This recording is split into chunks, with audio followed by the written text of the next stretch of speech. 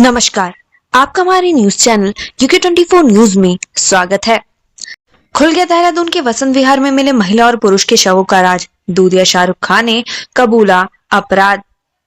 16 नवंबर के दिन देहरादून के वसंत विहार में 2 शव मिले थे। महिला और पुरुष दोनों के शव मिलने से हड़कंप मच गया था। शुरुआत में तरह तरह के कयास लगाए जा रहे थे। एक के बाद एक घटना से देहरादून पुलिस के माथे पर पहले से ही बल पड़े थे। इस घटना ने और परेशानी बढ़ा दी थी। मालूम हो चुका था कि घटना किसी गाड़ी की टक्कर से हुई है, लिहाजा आप आसपास के लगभग 150 सीसीटीवी कैमरे को चेक किया गया। घटनास्थल के आसपास लगभग 200 लोगों से पूछताछ कर जानकारी ली गई। इसी दौरान गाड़ी के कुछ पार्ट्स भी सड़क पर मिले। इससे जो जानकारी सामने आई उसमें पाया गया कि एक बोलेरो के सीसीटीवी फुटेज में वाहन की हेडलाइट दरू चौक पर सही पाई गई। आगे राणा चौक के सीसीटीवी फुटेज चेक करने पर भी सही पाई गई। वाहन का सत्यापन करने पर भी वाहन सही हालत में मिला। पुलिस लगातार गाड़ियों को तलाश रही थी, तभी उनकी नजर में दूध ले जाने का काम करने वाला शाहरुख आया। उसकी गाड़ी का नंबर UK 07CD0554 था। पुलिस ने शाहरुख को बुलाया और पूछताछ की। उसके द्वारा अलग अलग समय पर खुद को अलग अलग स्थानों पर होना बताया गया। इस पर उसके मोबाइल की लोकेशन निकालने पर उसका अन्य स्थान पर होना पुलिस को ज्ञात हुआ। इसके बाद पुलिस को ये शक हो गया कि वो झूठ बोल रहा है, लिहाजा थोड़ी सी कड़ाई की से पूछताछ के बाद उसने बताया कि मेरा नाम शाहरुख पुत्र सईद अहमद निवासी ग्राम रसूलपुर बेहट रोड थाना कोतवाली देहात सहारनपुर है। उसने बताया कि 26 नवंबर के दिन ही वसंत विहार क्षेत्र में दूध बांटते समय सुबह 5:30 बजे लगभग दरू चौक से परवल सड़क मार्ग की ओर जाते समय सड़क पर चल रही एक महिला व एक पुरुष उसके वाहन की बाई तरफ की हेडलाइट खराब होने के कारण उसे दिखाई नहीं दिए। इससे वो वाहन की चपेट में आ गए। टक्कर लगने के कारण महिला सड़क के किनारे नहर में गिर गई। दूसरा व्यक्ति सड़क के किनारे गिर गया। अभियुक्त द्वारा पकड़े जाने के डर से सड़क किनारे पड़े उक्त व्यक्ति को भी सड़क से खींचकर नहर में महिला के पास फेंक दिया गया। वहां से फरार हो गया। फिलहाल पुलिस ने आरोपी के खिलाफ मुकदमा दर्ज कर लिया है और जेल भेज दिया है। उत्तराखंड के मेडिकल कॉलेजों में नर्सिंग अधिकारियों की खुली बम्पर भर्ती, जानिए कैसे करे आवेदन। उत्तराखंड के युवाओं के लिए अच्छी खबर है। प्रदेश के मेडिकल कॉलेजों में नर्सिंग अधिकारियों के लिए सीधी भर्ती निकली है। 21 से 42 साल की उम्र के बीच उम्मीदवार इस नौकरी के लिए अप्लाई कर सकते हैं। आवेदन करने की आखिरी तारीख 1 जनवरी 2024 है। पहाड़ से मैदान तक बदला मौसम, मसूरी में बारिश के बाद छाया कोहरा, ठंड में हुआ इजाफा। उत्तराखंड में आज गुरुवार को पहाड़ से मैदान तक मौसम का मिजाज फिर बदला। प्रदेश भर में दिन भर बादल छाए रहे। पहाड़ों की रानी मसूरी में दोपहर बाद हल्की बारिश हुई, वहीं इसके बाद घना कोहरा छा गया, जिससे ठंड में इजाफा हो गया है। लोग ठंड से बचने को अलाव का सहारा लेते नजर आए। पौड़ी जिला मुख्यालय में अधिकतम तापमान 15 डिग्री सेल्सियस व न्यूनतम तापमान 5 डिग्री सेल्सियस रहा। हालांकि आसमान में बादल छाए रहने से दोपहर बाद बर्फीली हवाएं चली। उत्तराखंड पुलिस को मिला नया मुखिया, 12वें DGP बने अभिनव कुमार। अशोक कुमार ने सौंपा चार्ज। उत्तराखंड पुलिस को आज नया मुखिया मिल गया है। पूर्व DGP अशोक कुमार ने नवनियुक्त DGP अभिनव कुमार को गुरुवार को पुलिस मुख्यालय में चार्ज सौंपा। अभिनव कुमार 12वें DGP के रूप में तैनात हुए। अशोक कुमार ने पारंपरिक रूप से पुलिस बैटन सौंपकर कहा कि उत्तराखंड पुलिस अब सक्षम हाथों में है। इसी के साथ अशोक कुमार आज पुलिस सेवा से सेवानिवृत्त हो गए हैं। IMA POP 2023 9 दिसंबर को होगी IMA की पासिंग आउट परेड, कड़ी रहेगी सुरक्षा व्यवस्था। भारतीय सैन्य अकादमी में पासिंग आउट परेड आगामी 9 दिसंबर को आयोजित होगा। POP के लिए IMA ने तैयारियां शुरू कर दी हैं। मुख्य परेड के पहले ACC graduation ceremony, commandant parade और award ceremony, multi activity display किया जाएगा। पहाड़ों की रानी मसूरी में बारिश के बाद छाया कोहरा, ठंड बढ़ने से अलाव का सहारा लेते नजर आए लोग। पहाड़ों की रानी मसूरी में बदला मौसम का मिजाज, दिन भर छाए रहे बादल, दोपहर बाद हल्की बारिश हुई। बारिश के बाद छाया कोहरा, शहर में ठंड में हुआ इजाफा। ठंड से बचने को अलाव का सहारा लेते नजर आए लोग। गर्म कपड़े खरीदते दिखे लोग। महिला होमगार्डों के लिए खुशखबरी, अब मिलेगा। STF ने 50,000 के इनामी आरोपी को बिजनौर से किया अरेस्ट। हत्या के मामले में 5 साल से था फरार, साधु के भेष में देता था चकमा। उत्तराखंड STF ने हत्या के आरोप में फरार चल रहे 50,000 के इनामी आरोपी को बिजनौर से गिरफ्तार कर लिया है। आरोपी पिछले 5 साल से भेष बदल कर मंदिरों में रह रहा था। कमलेश्वर महादेव मंदिर की भूमि से हटाया जाएगा अतिक्रमण, काशी विश्वनाथ की तर्ज पर हो गया भव्य निर्माण। कमलेश्वर महादेव मंदिर की भूमि को अतिक्रमण मुक्त कराने की कवायद तेज हो गई है, जिसके तहत 2 दिसंबर को मंदिर की भूमि की पैमाइश की जाएगी। साथ ही मंदिर परिसर को काशी विश्वनाथ की तर्ज पर भव्य बनाने की योजना है। हाईकोर्ट पहुंचा नैनीताल के अंदरूनी मार्गों पर वाहन पार्किंग का मामला, SSP को कोर्ट में पेश होने का आदेश।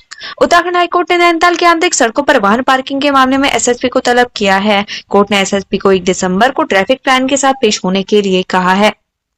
उत्तराखंड में महिला होमगार्ड्स को मिलेगा मातृत्व अवकाश, शासन ने जारी किया आदेश।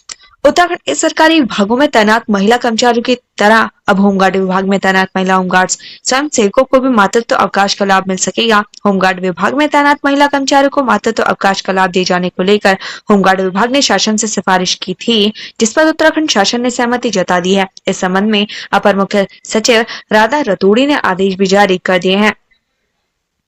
ईजा बैणी महोत्सव में शामिल हुए सीएम धामी, नैनीताल को दी 713 करोड़ की योजनाओं की सौगात, नंदा गौरा योजना की अवधि बढ़ी।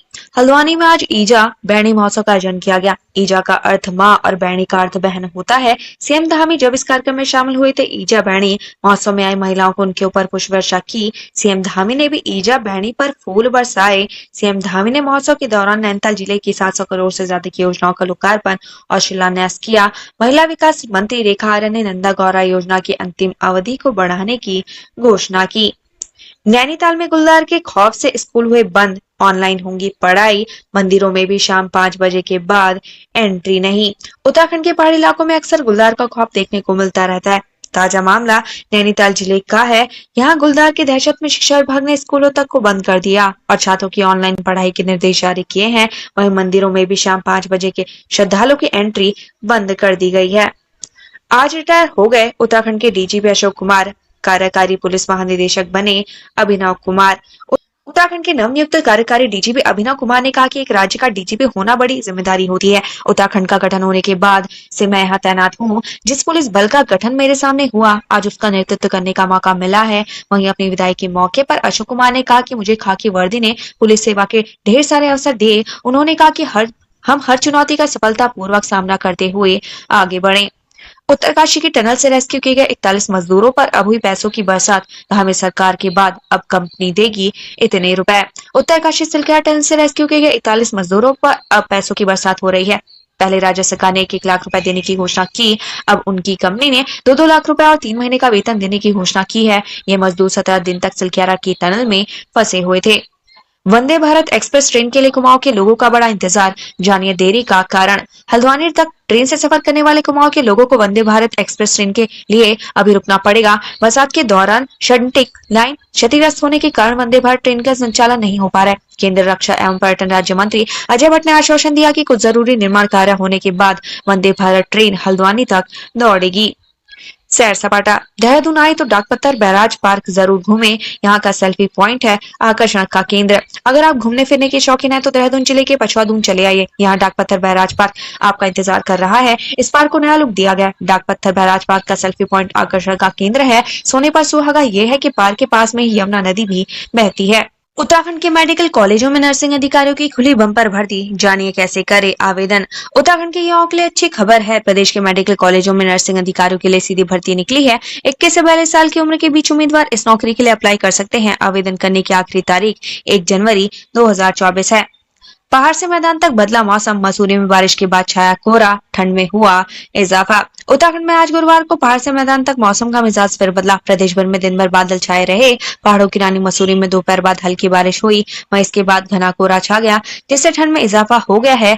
लोग ठंड से बचने को अलाव का सहारा लेते नजर आए। पौड़ी जिला मुख्यालय में अधिकतम तापमान 15 डिग्री सेल्सियस व न्यूनतम तापमान 5 डिग्री सेल्सियस रहा। हालांकि आसमान में बादल छाए रहने से दोपहर बाद बर्फीली हवाएं चली। उत्तराखंड पुलिस को मिला नया मुखिया, 12वें डीजीपी बने अभिनव कुमार। अशोक कुमार ने सौंपा चार्ज। उत्तराखंड पुलिस को आज नया मुखिया मिल गया है। पूर्व डीजीपी अशोक कुमार ने नवनियुक्त डीजीपी अभिनव कुमार को गुरुवार को पुलिस मुख्यालय में चार्ज सौंपा। अभिनव कुमार 12वें डीजीपी के रूप में तैनात हुए। अशोक कुमार ने पारंपरिक रूप से पुलिस बैटन सौंपकर कहा कि उत्तराखंड पुलिस अब सक्षम हाथों में है। इसी के साथ अशोक कुमार आज पुलिस सेवा से सेवानिवृत्त हो गए हैं। आईएमए पीओपी 2023, 9 दिसंबर को होगी आईएमए की पासिंग आउट परेड, कड़ी रहेगी सुरक्षा व्यवस्था। भारतीय सैन्य अकादमी में पासिंग आउट परेड आगामी 9 दिसंबर को आयोजित होगा। पीओपी के लिए आईएमए ने तैयारियां शुरू कर दी हैं। मुख्य परेड के पहले ACC graduation ceremony, commandant parade और award ceremony, multi activity display किया जाएगा। पहाड़ों की रानी मसूरी में बारिश के बाद छाया कोहरा, ठंड बढ़ने से अलाव का सहारा लेते नजर आए लोग। पहाड़ों की रानी मसूरी में बदला मौसम का मिजाज, दिन भर छाए रहे बादल, दोपहर बाद हल्की बारिश हुई। बारिश के बाद छाया कोहरा, शहर में ठंड में हुआ इजाफा। ठंड से बचने को अलाव का सहारा लेते नजर आए लोग। गर्म कपड़े खरीदते दिखे लोग। विदाई समारोह में अनुभव साझा करते वक्त भावुक हुए डीजीपी अशोक कुमार। डीजीपी अशोक कुमार का 3 साल का कार्यकाल पूरा हो गया है। आज बृहस्पतिवार को देहरादून पुलिस लाइन में उनके लिए भव्य विदाई समारोह आयोजित किया गया। यहाँ अपने भाषण के दौरान अनुभव साझा करते वक्त वह भावुक हो गए। 30 नवंबर 2020 में डीजीपी बनने के दौरान उनके सामने अपार चुनौतियां थी। उस वक्त कोविड काल चल रहा था। उन्होंने बताया कि इसके बाद तमाम आपदाएं आई, पुलिस जनता के लिए बनी है। मैंने हमेशा पुलिस और जनता के बीच की दूरी कम की है। डीजीपी अशोक कुमार अपने 3 साल के कार्यकाल में पुलिस के लिए कई तरह के काम कर गए हैं। वहीं नए डीजीपी अभिनव कुमार ने कहा कि अशोक कुमार पुलिस फोर्स के लिए विश्वकर्मा रहे हैं। उन्होंने आधारभूत ढांचे को मजबूत किया है। पहाड़ की बेटियों के लिए मिसाल बनी उत्तराखंड की प्रसन्ना फिल्म फर्रे में आएंगी नजर। बॉलीवुड में पहाड़ की बेटियों के धमाल ने एक और नाम जुड़ गया है। यह नाम अल्मोड़ा की प्रसन्ना बिष्ट का है। टाइगर खान नाम से प्रसिद्ध अभिनेता सलमान खान की फिल्म फर्रे में प्रसन्ना अरबाज खान की बेटी छवि का किरदार निभा रही हैं। यह फिल्म 24 नवंबर को सिनेमा घरों में रिलीज हो चुकी है। मंडुआ, झंगोरा, लाल चावल समेत उत्तराखंड के 18 उत्पादों को मिला जीआई टैग। नकल करने पर लगेगी रोक।